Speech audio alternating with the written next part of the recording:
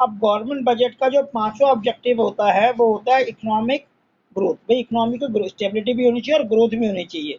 Growth के लिए कहाँ पैसा लगाना है, किस तरह इकोनॉमिक ग्रोथ करेगी, लोगों की इनकम कैसे बनेगी, बढ़ेगी, लोगों का लिविंग स्टैंडर्ड कैसे बनेगा, उस पर गवर्नमेंट बजट बनाती है हर साल जो बजट बनता है। तो लिखा है budget can be effective tool for ensure the economic growth of the country. Error number one, if the government provide tax, rebate and other incentive to the productive venture and project, it can stimulate the saving of investment can be economy।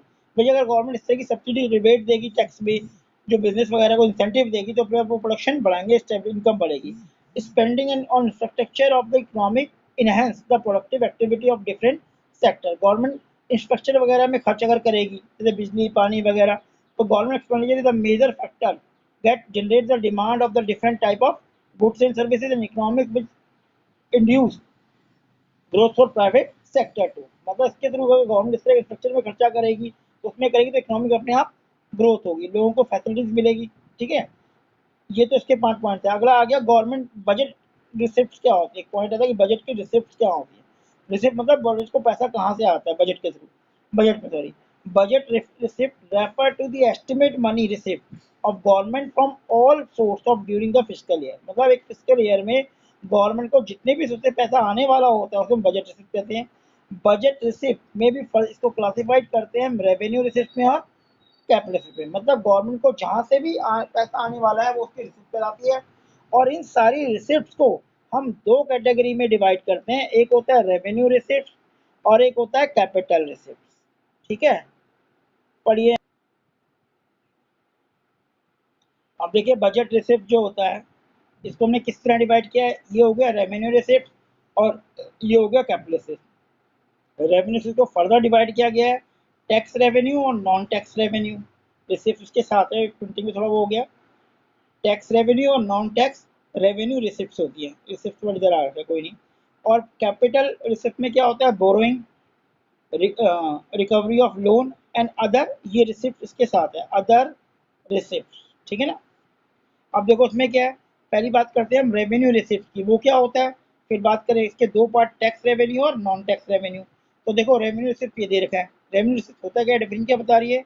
Revenue receipt refer to be those receipt which either create any liability, neither create any liability nor cause reduction in the assets of the government। अब इसका मतलब क्या बोला, ध्यान से देखना।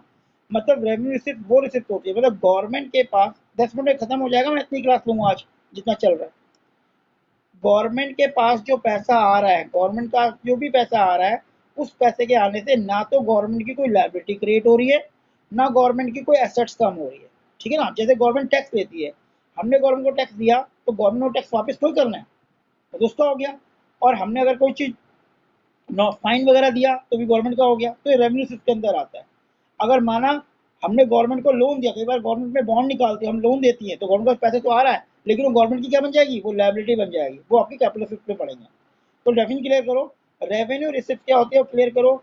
Revenue receipt जो होती है उसके दो फीचर है कि revenue receipt refer to those which neither create any liability, मतलब गवर्नमेंट की कोई लायबिलिटी क्रिएट नहीं करती, कि मतलब ऐसी रिसिप्ट जिसमें गवर्नमेंट को पैसा वापस नहीं करना, और नॉट यूज एनी एसेट्स, क्या गवर्नमेंट ने अपनी कोई एसेट्स बेचकर प्राप्त ना की हो। मतलब ना तो वो ये इस तरह की रिसिप्ट में वो आता है जो गवर्नमेंट को वापस नहीं करना, और ना गवर्नमेंट को कोई एसेट्स कम हो रही, बस ये ध्यान रखना कोई भी ट्रांजेक्शन होगी। There are regular recurring nature government revenue receipt for normal course of activity. जैसे दो टाइप के सोर्स होते हैं, टैक्स रेवेन्यू और एक non tax revenue. Tax revenue क्या होता है, गवर्नमेंट का major source tax revenue, government tax देती है डायरेक्ट और इनडायरेक्ट, जो भी अब जीएसटी बन चुका है। देखो कह रहा टैक्स रेवेन्यू के डेफिनेशन पढ़ते हैं। The tax revenue is the compulsory payment made by the people to complaint for the people and companies the government without refer to direct benefit return। मतलब कोई डायरेक्ट बेनिफिट नहीं है। जैसे अगर मैं गवर्नमेंट को साल का 2 लाख टैक्स देता हूँ तो मैं ये नहीं कह सकता गवर्नमेंट को मुझे 2 लाख की सर्विस दो, ऐसा नहीं होता। ऐसे जो करोड़ों करोड़ों का टैक्स दे रहे हैं वो करोड़ों की सर्विस मांगेंगे, तो टैक्स का फायदा क्या हुआ। गवर्नमेंट हमें टैक्स देती है और टैक्स का बेनिफिट गरीबों को देती है। तो टैक्स वो पेमेंट है जो गवर्नमेंट को हमें अपनी इनकम से देना पड़ता है, और उसके बदले हम क्लेम नहीं कर सकते कि गवर्नमेंट हमें ये फैसिलिटी दे, हमने टैक्स दिया है। कह रहा है it mean there are the two aspect of tax. ठीक है, इसके दो एस्पेक्ट है। अब देखो जैसे टैक्स रेवेन्यू मेंशन, तो इसकी डेफिनेशन मेंशन की कि it is a compulsory payment होती है made by the people in company to government without refer to any direct benefit, तो डायरेक्ट बेनिफिट नहीं मिलेगा। इट मीन टू एस्पेक्ट इसके हुए, it is a compulsory payment, एक कंपलसरी पेमेंट है, and non no one can refuse, तो ऐसा नहीं कह सकते हैं कि मैं टैक्स नहीं दे रहा, वो उस पर लीगल एक्शन लिया जाता है। The tax received is spending by government for common benefit of people of a country, a tax payer can not expect for the tax amount will be use for direct benefit, जैसे 2 point बताए थे। फिर tax revenue का further classification क्या होता है, direct tax और indirect tax.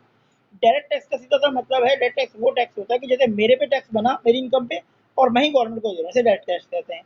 Indirect tax क्या होता है कि वो बना तो मेरी इनकम पे, लेकिन मैं कस्टमर से बड़ी वसूल करके फिर गवर्नमेंट को दे रहा हूँ। जैसे माना मैं बिस्कुट बनाता हूँ, मैंने कहा भाई बिस्कुट 50 रुपये का, गवर्नमेंट कहती है 5 रुपये टैक्स दोगे, तो मैं 50 से 5 नहीं देता, मैं बिस्कुट वाले 55 कर दूंगा, और कस्टमर जो मुझे 5 रुपये देगा एक्स्ट्रा वो मैं गवर्नमेंट को दे दूंगा, उसे कहते हैं डायरेक्ट टैक्स। तो देखो डायरेक्ट टैक्स क्या हुआ, कह रहे direct tax refer to tax are imposed on property and income for individual company and paid directly by them to the government। मतलब अगर x% पे गवर्नमेंट टैक्स लगा रही है, माना x% पे गवर्नमेंट टैक्स लगा रही है, तो यही सीधा गवर्नमेंट को दे रहा है, इसे कहते हैं direct tax. They may be impose individual company पे लगता है। लायबिलिटी ऑफ टैक्स पे आर एक्चुअल बर्डन फॉर, जिस पे टैक्स लग रहा है वही पे करेगा। एग्जांपल इनकम टैक्स हो गया, कॉर्पोरेट टैक्स हो गया, इंटरेस्ट एंड वेल्थ वगैरह हो गई, ये इसकी एग्जांपल है, डेट ड्यूटीज वगैरह हो गई। फिर आता है इनडायरेक्ट टैक्स। इनडायरेक्ट टैक्स का मतलब क्या हुआ कि भाई गवर्नमेंट ने टैक्स लगाया एक्स पर, एक्स ने क्या करा, वो जो प्रोडक्ट बना रहा है उस पे अपने प्रोडक्ट का रेट बढ़ा दिया, और ये जो टैक्स लगा था वो वसूल किया कस्टमर से।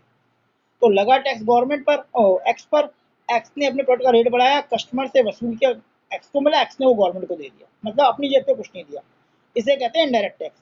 इनडायरेक्ट टैक्स देखो क्या लिखा है, refer to the tax which affected the income and property of individual of company through the consumer expenditure, they impose by the goods and service पे लगता है बेसिकली।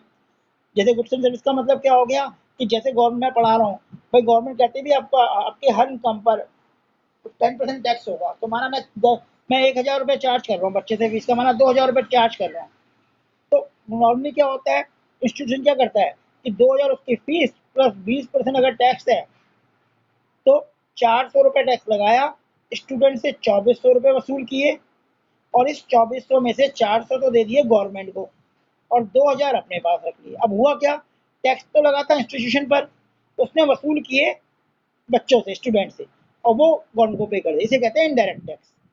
ठीक है, बात समझ आई कि जो खुद पे नहीं कर रहा वो कस्टमर से वसूल कर रहा है। जैसे कोई प्रोडक्ट का तो बेसिकली किस पे लगता है, गुड्स और सर्विस पे लगता है। फिर लायबिलिटी टू पे लिखा है, liability to pay the tax and actual burden of tax are, दोनों अलग होते हैं, जबकि इसमें क्या था देखो, दोनों सेम चीज थे, जिस पे टैक्स लग रहा है और दे रहा है लाइज ऑन सेम थे, इसमें अलग हो सकता है। तो ये आपका इनडायरेक्ट टैक्स कहलाता है।